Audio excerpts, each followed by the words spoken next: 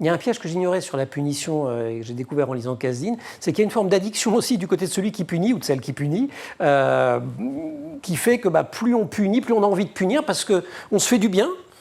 Oui, en fait, disons, si on crie sur l'enfant, tout de suite il s'arrête. Et donc là, on se dit, ça marche. On a en quelque sorte une récompense immédiate du comportement autoritaire qu'on vient d'avoir. Et du coup, notre cerveau, il apprend cette association et il est incité la prochaine fois à réagir de la même manière. Donc on tombe dans ce que Kasdin appelle la trappe à punition. La trappe à punition, c'est comme les trappes de pauvreté en économie, il y a les trappes à punition.